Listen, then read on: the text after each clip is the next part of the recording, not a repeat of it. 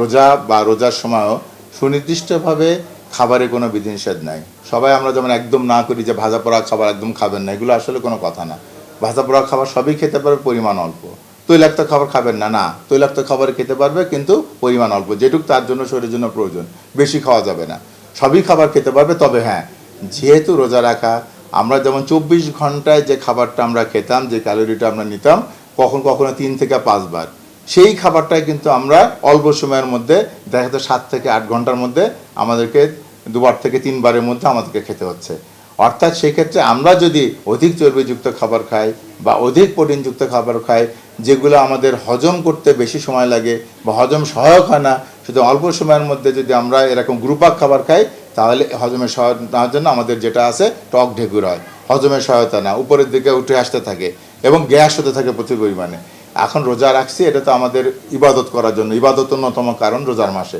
এখন যদি আমি এই যে খাবারের কারণে যদি আমার ইবাদতে সমস্যা হয়, তাহলে তো সেক্ষেত্রে আমাদের এটা করণীয় না। একটা হলো যে আমার হজমের সমস্যা, এবং সেক্ষেত্রে আমরা এটা অ্যাভয়েড করার চেষ্টা করব। পাশাপাশি কম যে খাবারগুলো সহজে হজম হয়, যেমন আমরা ফলের কথা বলি, বেশি পরিমাণে ফল খাওয়া, বিশেষ করে যেগুলো শক্ত জাতীয় ফল। আবার ফলের মধ্যে যাদের বেশি ডায়াবেটিক রোগী আছে, তাদের যেগুলো যে ফলে যত রস বলে বা যে ফল যত মিষ্টি, এই মিষ্টি ফলগুলো কম খেতে হবে।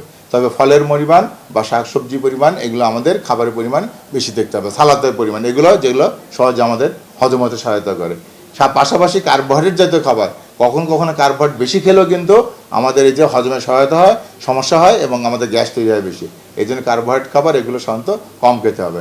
আর ডায়াবেটিক রোগীর ক্ষেত্রে অনেক সময় বলে, স্যার আমরা একটু শরবত খেতে পারবো কিনা, চিনির শরবত, এগুলো আবার কোশ্চেন নিয়ে করে, অথবা একটু ফলের জুস খেতে পারবো কিনা, সেগুলো একটু কোশ্চেন করে।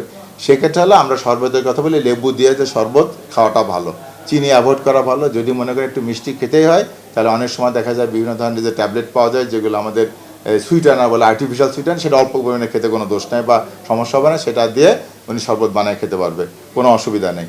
কিন্তু আর জুসের ক্ষেত্রে যেটা বলা আছে, আপনি যদি বাসায় তৈরি জুস খান কোনো সমস্যা নেই, কিন্তু বাজার থেকে যে কেনা জুস থাকে প্রচুর পরিমাণে সুগার থাকে, এগুলো আপাতত আপনার সাথে প্রিজারভেটিভ থাকে, যেগুলো স্বাস্থ্যের জন্য হানিকর, এগুলো অ্যাভয়েড করা ভালো। হাঁটাহাঁটির ক্ষেত্রে রোগীরা এটাও বলে, স্যার আমি তো রেগুলার আগে হাঁটতাম, সকালবেলা ভোরবেলা পার্কে চলে যেতাম বা রেগুলার সকালবেলা ফজর নামাজ পড়ে হাঁটতাম, এখন আমি আসলে হাঁটবো কীভাবে বা কি।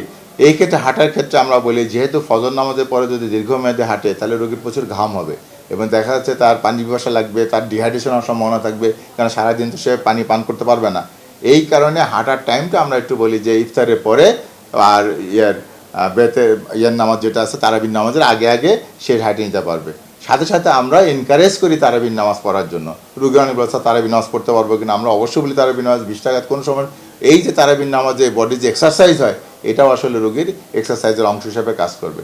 সাথে সাথে আমরা ইফতারের একদমই পরে না, ইফতার করা কিছুক্ষণ আধা ঘন্টা সময় দিয়ে সে হাঁটতে পারবে। আর আমরা যদি ট্রেডমিলে হাঁটি, তো সেক্ষেত্রে যে কোনো সময় আসলে যে আমরা বাসায় যদি এসি টেসি সাইডে হাঁটি, সেক্ষেত্রে স্বাভাবিকভাবে আমাদের ওই যে ঘামের পরিমাণ কম হবে, সেটাতে ডিহাইড্রেশনের সম্ভাবনা কম থাকবে, বা ডিহাইড্রেশন করলে অনেক সময় প্রেশারও ফল করে যেতে পারে, সেই ধরনের ঝুঁকিও কম থাকবে। তো হাঁটাটার ক্ষেত্রে সাধারণত আমাদের এই নীতিমালা মেনে চলা ভালো।